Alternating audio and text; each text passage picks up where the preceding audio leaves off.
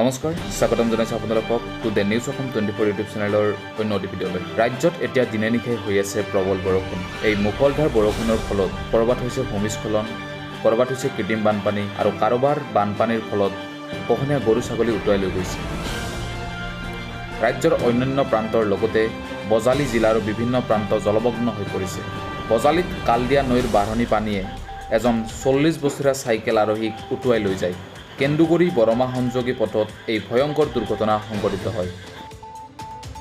বানপানীয়ে উটুৱাই নিয়া লোকজন বজালীৰ গোবিন্দপুৰৰ জয়ন্ত খাটনিয়াৰ বুলি জানিব পৰা গৈছে। লোকজনক বাঢ়নী পানী উটুৱাই নিয়াৰ পাছতে ঘটনাস্থলীত SDRFৰ উদ্ধাৰকাৰী দল উপস্থিত হৈ উদ্ধাৰ অভিযান আৰম্ভ কৰে যদিও বৰ্তমানলৈ লোকজনৰ কোনো সন্ধান লাভ কৰিবলৈ সক্ষম হোৱা নাই। সন্ধানহীন লোকজনক বিচাৰি বৰ্তমান আৰক্ষী আৰু SDRF বাহিনীয়ে উদ্ধাৰ অভিযান তীব্ৰতৰ কৰি তুলিছে। প্ৰবল বাঢ়নী পানীৰ সোঁতত তেখেতে উটি যায় আৰু এতিয়া অপাৰেশ্যন চলি আছে। তেখেতক বিচাৰি থকা হৈছে।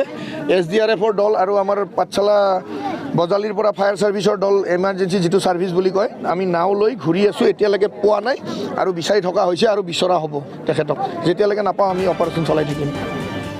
এনেকুৱা ধৰণৰ খবৰবোৰ সকলোতকৈ প্ৰথমে চাই থাকিবলৈ to the news Assam 24 YouTube চেনেলটো ছাবস্ক্ৰাইব কৰিব নাপাহৰিব।